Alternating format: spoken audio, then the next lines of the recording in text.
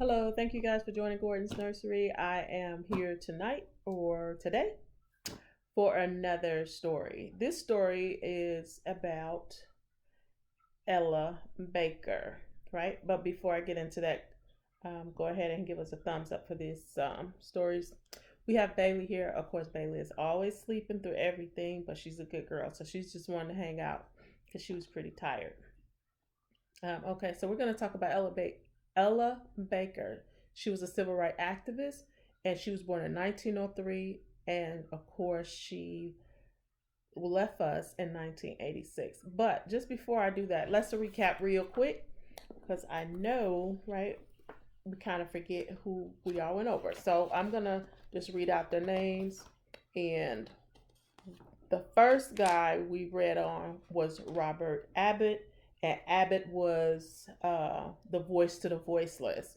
He worked with the Chicago Defenders, and he became a news writer, right? Yep. And his I'm trying to get it right, guys. So Robert Abbott, um, he was a successful black publisher in Chicago Defenders. He wrote article in the newspaper, and it got all over. And next thing you know, it blew up, and like millions of people were reading his article. Okay, so that's one guy who gave the pathway for writing newspapers like Black Enterprise and those things. All right, and then moving on, we had Alvin Alley. Alvin Alley he had a dance theater, which was in Texas, and he had a college.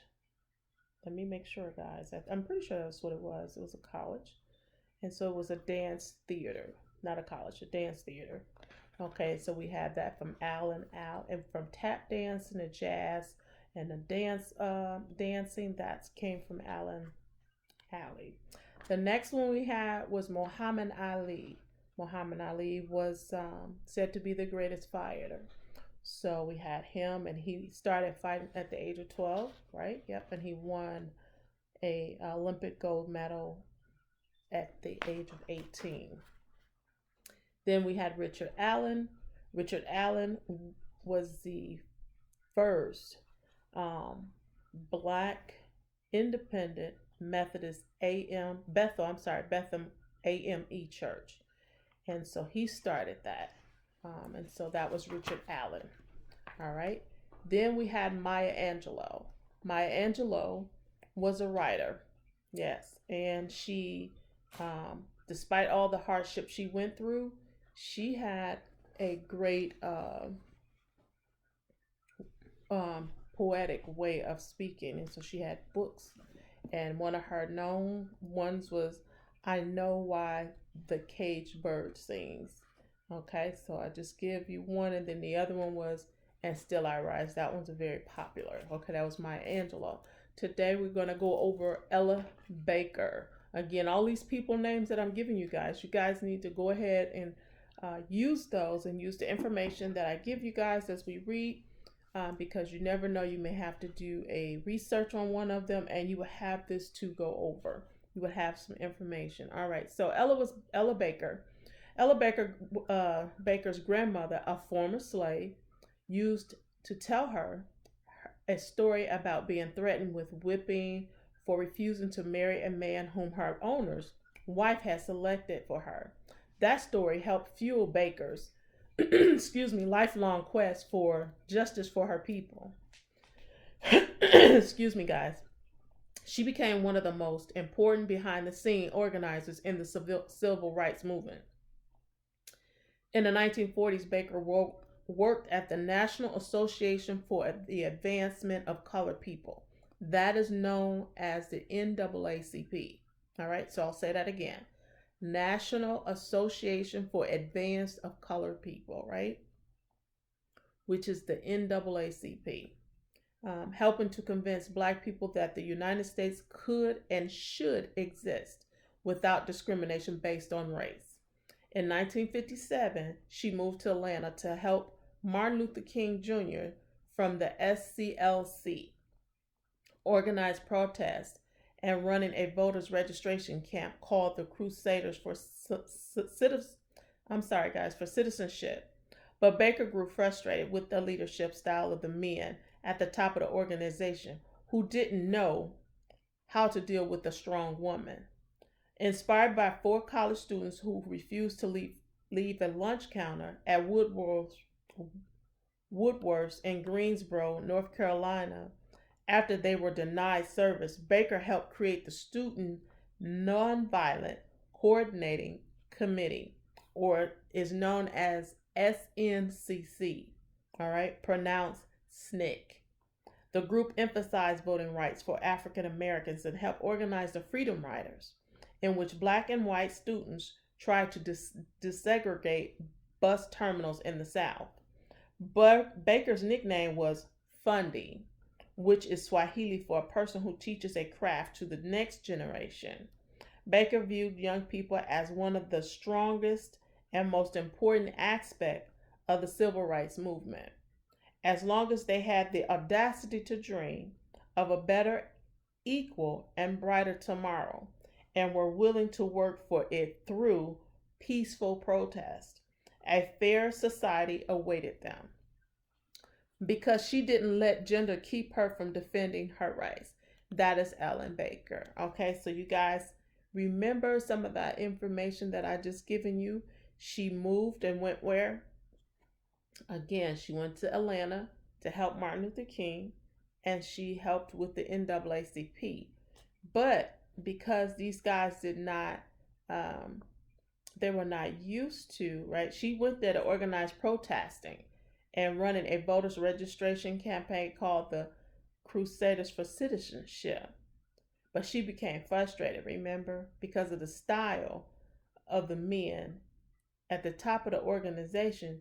She ended up making her own, and her and four other college students, right?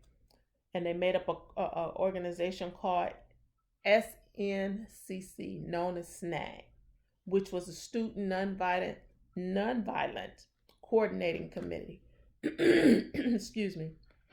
All right. So I just wanted you guys to be able to hear that story. So we're going to read another one with Bailey. The next one is James Baldwin. James Baldwin was a novelist playwright. He was born in 1924 and he passed away in 1987. All right. James Baldwin knew it was his job to reveal the truth about his race, the truth about his country, the ugly truths of racism, poverty, and inequality that plagues the United States even now. He confronted American racism with fearless honesty, and he did it with his style. His brilliant prose combined his own experience with the best and worst of the black life around him. Okay, come on, guys, you gotta listen, because you guys need to know this stuff, because this is part of your history. The joy, the blues, the sermons and spirituals, and the bitter sting of discrimination. Baldwin grew up in Harlem. Where did he grow up at? Somebody not paying attention. Listen, Baldwin grew up in Harlem, where his writing talent was recognized at an early age. He moved to Europe when he was 24 after becoming discouraged by the racism in the United States. His first novel was Go Tell It on the Mountain, eliminated the struggle of poor inner city residents. And that means in the city. When they say inner city, that's in the city where people live.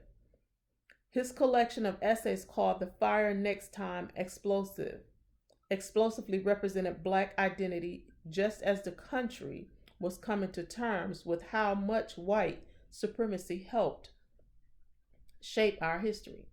In his second novel, Giovanni's Room, Baldwin wrote about homosexuality, exploring sexual identity without even mentioning race. As an impoverished black man, Baldwin was asked if he felt he had bad luck. In fact, he said he believed he'd hit the jackpot. His identity helped to create his work, and his writing represented every individual who access to American civil liberties was hampered by race, gender, sexuality, or poverty. Baldwin unapologetically asked the nation to see it as true through a true self through the beauty of its most marginalized people, because he embraced the responsibility to be a voice of the nation. James Baldwin, again, he was a novelist playwright. Okay, so you guys just went over and you had two people. You had Ellen Baker, who was a civil activist, and you had James Baldwin, who was a novelist playwright. All right. So I just wanted to go ahead and read that. I want you guys to remember those names. Remember some of the stuff they did, right? And make sure you keep notes, because you guys need to talk to your moms and dads about them. Ask them questions and see if they know. And then if they don't know, say, hey, this is what I learned. Okay? Because as long as you're always communicating, you're always talking about it, guess what happened? You remember it. So you guys need to make sure you're doing that. All right. We want to thank you guys for joining Gordon's Nursery again. You guys have a good day or a good evening, and come back and see us again. Until next time, take care. Bye-bye.